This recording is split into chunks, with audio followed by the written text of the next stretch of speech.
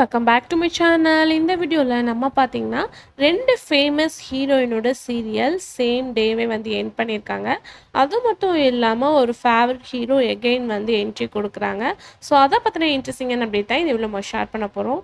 அதுக்கு பிஃபோர் சீரியலை பற்றின இன்ட்ரெஸ்டிங்கான அப்டேட்ஸ் எல்லாமே நீங்கள் தெரிஞ்சுக்கணுன்னா மறக்காமல் நம்மளோட சேனலை சப்ஸ்கிரைப் பண்ணிக்கோங்க. ஸ்பெசிஃபிக்காக இவங்க யார் அப்படின்ற கெஸ்ஸிங்ஸ் இருக்கும்.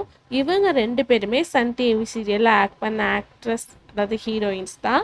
ஸோ இவங்க யார் யார் அப்படின்னு சொல்லிட்டு பார்க்கும்போது ஃபர்ஸ்ட் வந்து மகராசி சீரியலில் ஹீரோயினாக ஆக்ட் பண்ண ஸ்ருதிகா பாரதி.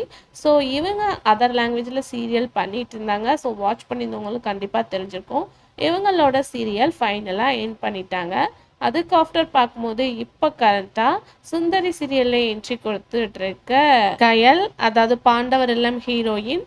ஸோ இவங்களும் வந்து அதர் லாங்குவேஜில் சீரியல் பண்ணிட்டு இருந்தாங்க. எகெயின் தான் வந்து சுந்தரி சீரியலில் என்ட்ரி கொடுத்தாங்க. ஸோ இவங்களும் சேம் சேனலில் தான் வந்து சீரியல் பண்ணிட்டு இருந்தாங்க. ஸ்ருதிகா அண்டு கயல் இவங்க 2 பேருமே இவங்களோட 2 சீரியலுமே சேம் டேவே எண்ட் பண்ணி ஃபினிஷ் பண்ணிட்டாங்க.